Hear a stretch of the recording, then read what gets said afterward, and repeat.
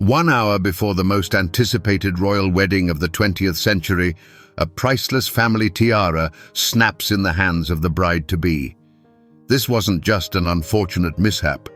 It was a disaster, a dark omen that threatened to derail a ceremony watched by the entire British Empire.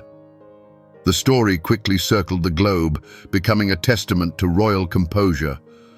But what if, behind the sparkle of those diamonds and the official narrative of a miraculous repair, lay a much deeper story?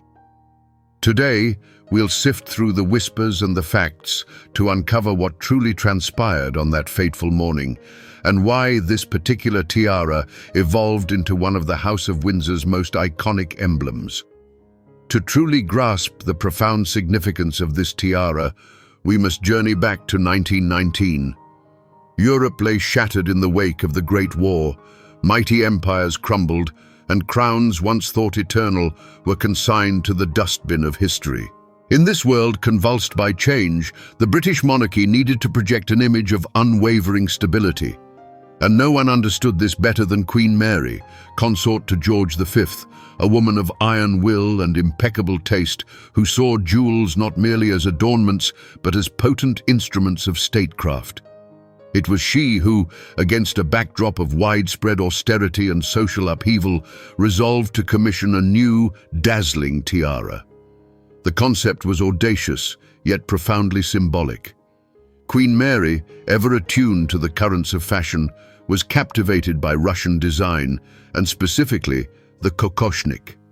This traditional headpiece, which created a solid wall of light around the wearer's face, projected an aura of majesty and uncompromising power.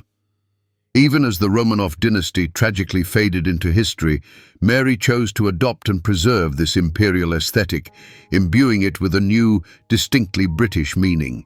The commission was entrusted to Garrard, the crown jewelers and official purveyors to the royal court. But the Queen didn't merely order a new piece of jewelry. She acted as a true connoisseur and custodian of history. To create the tiara, she provided the jewelers with another equally significant treasure from her private collection, the Collingwood diamond necklace, a wedding gift to her in 1893 from Queen Victoria herself. Thus, the new tiara was destined to become a bridge between eras. It fused the legacy of the indomitable Victoria, a homage to the fallen Russian Empire, and a confident gaze toward the future of the House of Windsor. This was more than just a commission. It was Queen Mary's personal passion project, where every single diamond carried its own story and purpose. Garrard's artisans were tasked not with merely creating a new piece, but with resurrecting a treasure, transforming a sentimental wedding gift into a dazzling emblem of power. The ingenuity of the design also lay in its practicality. At the Queen's insistence, the tiara was crafted with a remarkable ability to transform. With a simple, deft movement, it could be detached from its frame and reassembled into a magnificent Riviere necklace. Thus, a single piece seamlessly blended the traditional versatility of Victorian jewelry with the daring, fashionable silhouette of a new era. By 1919, the masterpiece was complete. The world, however, had no inkling of the dramatic role it was destined to play in the years to come. Let's momentarily set aside its intricate backstory and gaze upon it as contemporaries did in 1919. What lies before us is not merely a tiara, but a solid, unbroken cascade of light. Its official name, Fringe, from the French word for border or trim, barely begins to convey the sheer power of its design. Inspired by the Russian Kokoshnik, it forms a dazzling halo around the wearer's face, allowing for no subtleties, no shadows. This is not a piece that whispers of status, it unequivocally proclaims it. At its heart, the tiara's construction features 47 flawless diamond bars, meticulously set on a gold and silver base. They are arranged so densely that they create the illusion of a single, continuous fabric of light. Each of these rays, or culottes as jewelers call them, tapers upward, like an icicle or a frozen sunbeam. The alternating rhythm of taller and slightly shorter elements creates a dynamic visual cadence, keeping the eye captivated. This isn't the soft undulation of Art Nouveau, it's the stark, almost militaristic geometry of a new age. To forge this wall of light, Garrard's jewelers undertook an almost sacred act. They meticulously dismantled the Collingwood wedding necklace, a gift to Queen Mary from Victoria herself. The diamonds, which once graced the neck of a young bride, were reborn into the radiant beams of an imperial crown. Most of these stones, cut in an antique style that differs from modern methods, don't flash with 1,000 sharp sparks, but instead emit a soft, profound glow, like embers burning from within, lending the tiara a unique, living shimmer. Try to imagine its physical presence. Its weight is palpable. This is no flimsy trinket, but a substantial symbol of authority. Picture the cool metal as it first touches the skin, slowly absorbing its warmth. Now, listen closely. When the tiara is handled, its 47 movable elements emit a soft, crystalline chime, like tiny icicles brushing against each other. It's a sound heard only by a select few. But the true genius of the jewelers lay in its convertible design. The tiara was a transformer. An almost imperceptible mechanism, brilliant in its simplicity, allowed the diamond fringe to be detached from its frame with a single movement, transforming it into a magnificent Riviere necklace. The click of an almost inaudible clasp, and a regal headpiece becomes a flowing waterfall of diamonds around the neck. This duality was the quintessence of Queen Mary's style. Majestic impermeability in public and dazzling femininity in more intimate settings. This piece was not created to charm, it was created to inspire awe. Unlike the delicate floral diadems of the Victorian era, Queen Mary's fringe tiara is a sun crown, a declaration of unyielding power and imperial grandeur embodied in platinum and diamonds. The tiara's debut wasn't a singular grand event. Instead, it was a series of triumphant appearances in a somber, post-war world desperately yearning for brilliance. In the halls of Buckingham Palace, where the spectre of widespread austerity still lingered, Queen Mary's appearance in this jewel was like a flash of lightning. While the world was learning to live anew, the British monarchy demonstrated that its foundations were unshakable and its treasures brighter than ever. Envision Queen Mary in those years, stately, unapproachable, with an arrow-straight posture and a piercing gaze. She didn't follow fashion, she transcended it. Her gowns were architectural, her jewels monumental. And the fringe tiara was the perfect capstone to this image. It didn't demurely peek from her coiffure like the diadems of the past. It stood atop the Queen's head like a true crown, creating an aura of power that physically separated her from those around her. The glare of spotlights and gas lamps was swallowed by its diamond rays, reflecting off them and dazzling anyone who dared to look too intently. In that moment, the jewel became the ultimate flourish of her persona. The wall of diamonds framing her face was a visual metaphor for her character, unyielding, lucid, and absolutely confident in her right. When she entered a ballroom, all eyes were drawn to this radiance. The tiara didn't merely complement her attire, it proclaimed her status even before the Garter Principal King of Arms could announce her name. It was a symbol not just of wealth, but of a divine right to power, rendered in stone. The reaction from contemporaries was a blend of reverence and awe. For foreign ambassadors and the aristocracy, it was a vivid demonstration of the British Empire's power. Newspapers and society pages described the tiara with epithets like dazzling, regal, and imperial. It instantly became a subject of discussion and legend. Envy undoubtedly was present, but it was overshadowed by widespread admiration. No one could deny this wasn't merely a beautiful ornament. It was a jewel-encrusted manifesto, a declaration that as long as this dynasty endured, there was order and stability in the world. Thus, from its very first public appearances, the fringe tiara transcended being just a piece of jewelry. It became part of official iconography, as much a symbol of the monarchy as the royal standard or the changing of the guard. Queen Mary wore it to the most significant state receptions, posing in it for official portraits that circulated throughout the empire. Its initial triumph was not a fleeting success, but the beginning of a long and illustrious service to the crown. It transformed from a queen's personal treasure into a national heirloom, unaware that its most dramatic and famous chapter was yet to come. Years passed.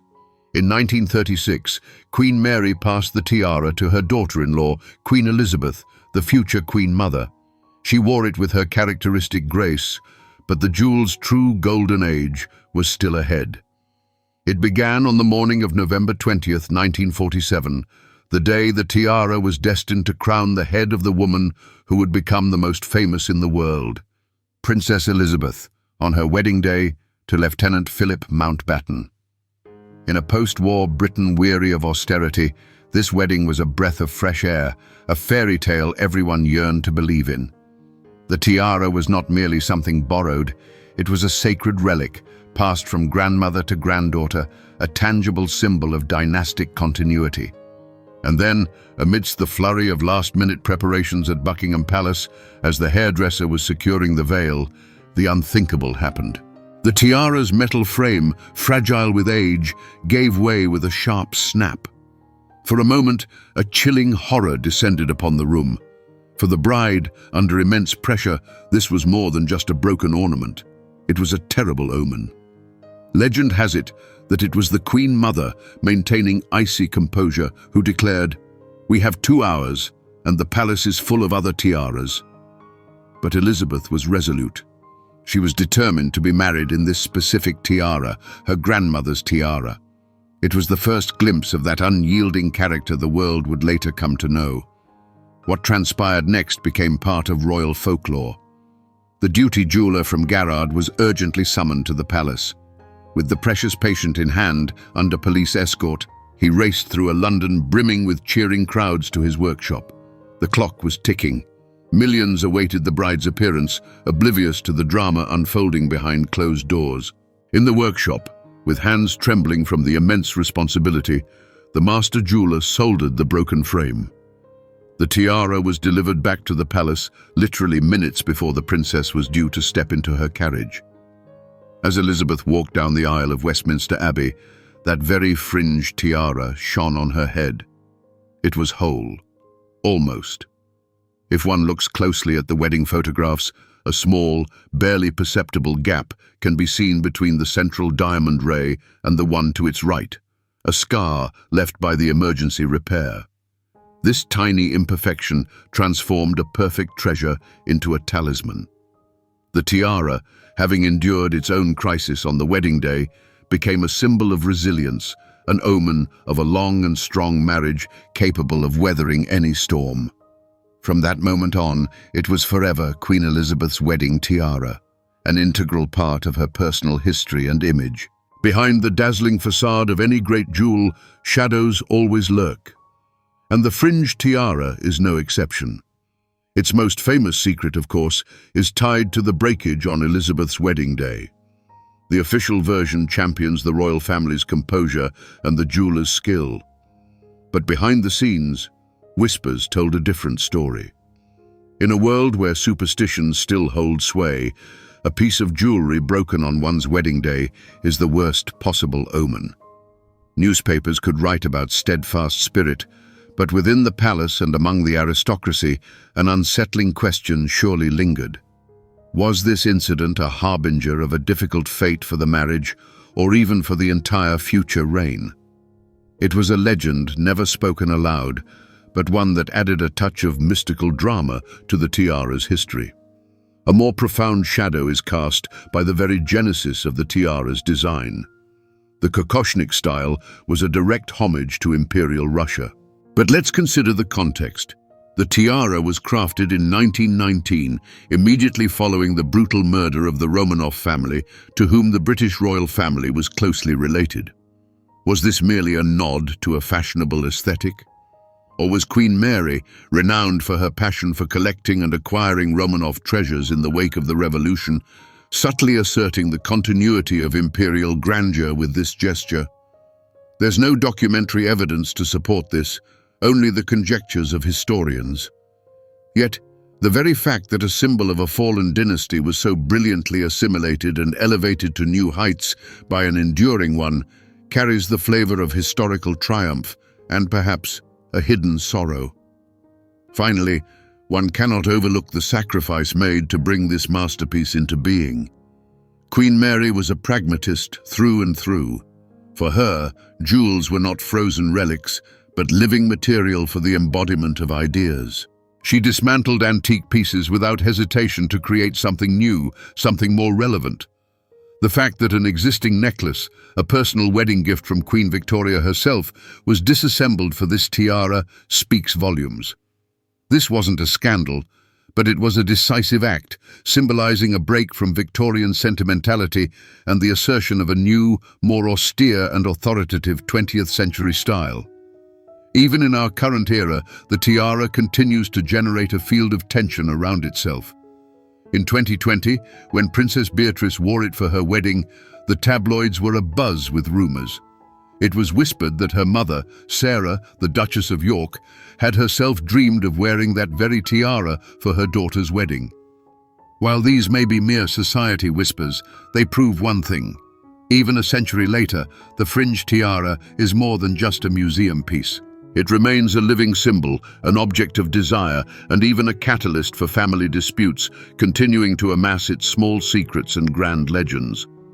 After its dazzling debut at the royal wedding and a few appearances during the early years of her reign, the Fringe tiara slowly began to recede into the shadows.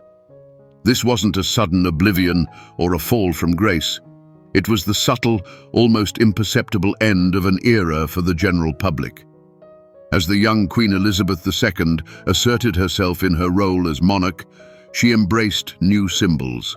Her signature piece became a different diadem, the Girls of Great Britain and Ireland tiara, which was lighter and more versatile. And so, the wedding tiara, inextricably linked to the image of a young bride and one of the most personal days of her life, was reverently retired. Imagine the quiet hush and cool air of the royal vaults within the tower. Here, alongside the nation's other great treasures, the tiara began its life in obscurity. It ceased to be an accessory and started its transformation into an artifact. Years passed. The reign of Elizabeth II receded into history. Fashions changed. New generations of the royal family were born and grew, yet the tiara remained unaltered, preserving in its memory the snap of a broken frame and the flutter of a bride's heart. Its absence from public events only heightened its legendary status. It became part of a mythos, a treasure everyone knew of, but almost no one ever saw. This period of dormancy wasn't a farewell, but an accumulation of power. The emotional charge it had absorbed on its wedding day in 1947 didn't dissipate over time. Instead, it concentrated. The tiara awaited its moment. The only occasion it emerged from its sanctuary during this era was for the wedding of the Queen's only daughter, Princess Anne, in 1973. This gesture was profoundly symbolic. The Queen didn't merely lend her daughter a beautiful object. She bestowed upon her a wedding talisman, transforming a personal relic into a new family tradition. This chapter of its story, inextricably linked to Queen Elizabeth as its principal wearer, thus came to a close. It was no longer just the Queen's tiara.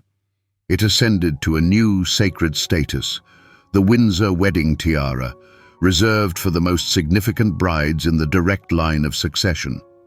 Its era as the monarch's personal adornment had ended, but this was merely a calm before a new, thunderous triumph. And then, after nearly 5 decades of relative dormancy, the tiara made its return. Its re-emergence was like a bolt from the blue. It was the year 2020. The world was gripped by a pandemic, and lavish royal celebrations were utterly out of the question. Princess Beatrice's wedding, the Queen's granddaughter, took place in utmost secrecy, an intimate family gathering. No crowds, no live broadcasts. And then, when the first, almost informal photos from the ceremony appeared online, the world gasped. There it was, sparkling on the bride's head, the very same Queen Mary's fringe tiara. The tiara Elizabeth II herself wore for her own wedding. This was more than just a beautiful gesture. It was an act of incredible personal support and love from her grandmother, the monarch. For the first time in 47 years, the tiara left the vault not for a direct heir to the throne, but for a beloved granddaughter whose wedding had been overshadowed by a global crisis. In that moment, it experienced a second birth, and its significance radically transformed. If in 1947 it had been a symbol of hope for the entire nation and an affirmation of the dynasty's steadfastness, then in 2020 it became a poignant emblem of an unbreakable family. The world saw more than just a bride adorned in a historic heirloom. It witnessed a living, palpable connection between generations. The tiara that had once crowned a young future queen now blessed her granddaughter, forging an invisible bridge between two eras, two women, two love stories. Photographs of Beatrice wearing this tiara instantly went viral, placed in the same league as Elizabeth's iconic wedding images. The comparison was inevitable, but it wasn't about favoring one bride over the other. Instead, it underscored the eternal nature of family and the timelessness of true masterpieces. In this moment, the tiara's value reached its zenith, and not in monetary terms. It transformed from a historical artifact tied to a singular event into a living talisman for the House of Windsor, passed down through a relay of love. It proved that its power lay not only in the sparkle of its diamonds, but also in the rich narratives it holds and the new stories it helps to create. The tiara's appearance on Princess Beatrice marked its resounding return to the world stage. This was more than just a beautiful compliment to a wedding ensemble. It was a powerful statement, made in the hushed intimacy of a closed chapel, yet heard around the world. A declaration that even in the most turbulent times, certain eternal values endure: family, continuity, and a beauty capable of weathering any storm. So where does this treasure reside today? It doesn't languish behind bulletproof glass in a museum, available only for silent contemplation. Its home, the Royal Collection, stands as one of the most significant art collections in the world. Formally, it belongs to the reigning monarch, but essentially, it is a national heritage that each successive ruler safeguards for their successors and for the entire country. The tiara is a vibrant part of this living, breathing treasury, and its custodian today is King Charles III. Its current status is truly unique. This is no longer merely an accessory to be chosen on a whim. It is a historical artifact that, unlike its counterparts in museums, has stubbornly refused to retire. And therein lies its magic. The tiara is simultaneously a museum-quality exhibit and an active, living element of royal protocol. It is a tangible thread connecting the past, present, and future. It has witnessed 5 monarchs come and go, yet it continues to serve the crown, awaiting the next momentous event, the next royal bride who will be granted the honor of wearing it. Any discussion of such objects inevitably circles back to the question of price. Experts bandy about various figures, usually in the range of $6 to $9 million. But this valuation is no more than a formality, an attempt to measure the immeasurable. The true worth of this tiara has long transcended the pages of jewelry catalogues. It's composed of several elements, each beyond price. First, there are the stones themselves, many of which date back to Queen Victoria's era. Second, there's the masterful workmanship of the legendary House of Garrard. But most importantly, it's the provenance, its storied past. It's a golden passport bearing the signatures of the greatest women in 20th century British history. Each public appearance of the tiara exponentially increased its value. How do you quantify in dollars the fact that Elizabeth II wore it for her wedding? What is the monetary equivalent of the symbol of an unbreakable family bond it became at Princess Beatrice's wedding? The answer is simple. It doesn't exist. This tiara is a national treasure, and its sale is as inconceivable as the sale of St. Edward's crown. So, let's circle back to the question that started it all. What truly happened on that fateful morning in 1947? What lay hidden behind the official version of a broken tiara? Today, we can deliver the definitive answer. The truth wasn't a sinister omen or a palace secret, but its complete and utter triumph over adversity. This incident didn't become a curse. On the contrary, it became a christening. It was precisely in the moment the cold metal cracked that a true legend was born. The tiara ceased to be merely a magnificent ornament and became a symbol of resilience, a talisman forged in the crucible of pre-wedding crisis. Queen Mary's Fringe. Tiara is more than just an assembly of precious stones and noble metals. It's a crystal vessel, brimming to the brim with human stories. Immovable Queen Mary's will, which crafted a symbol of power from the ruins of an old world, is forever enshrined in its facets. The fragile determination of a young Princess Elizabeth, who refused to walk down the aisle in anything else, is reflected within it. The quiet joy of Princess Anne and Princess Beatrice, who intertwined their destinies under the shadow of a family heirloom, lives on in its essence. We see in it the physical embodiment of any dynasty's core values: resilience, continuity, and a love that proves stronger than protocol and time. It journeyed from a formidable, awe-inspiring imperial Kokoshnik to a tender wedding talisman bestowing hope. This transformation is its principal narrative, its very soul. This is precisely why we gaze upon royal treasures with such fascination. They are the silent witnesses to grand events and intimate family dramas. They have seen tears of joy and despair, heard state secrets and vows of love. They are a tangible link to the past, allowing us to touch those who have long departed and feel the beating of their hearts. Born as a declaration of imperial power, this tiara has, over time, acquired a far deeper meaning. It became proof that the most enduring bonds are not governmental, but familial. It reminds us that behind every monarch, every crown and robe, stands a living person with their own hopes and fears. Its diamonds will continue to shine, reflecting not the glow of palace chandeliers, but the very light of history itself. And in this cold, eternal luminescence lies the genuine immortality of a masterpiece that proved to be much more than just a jewel.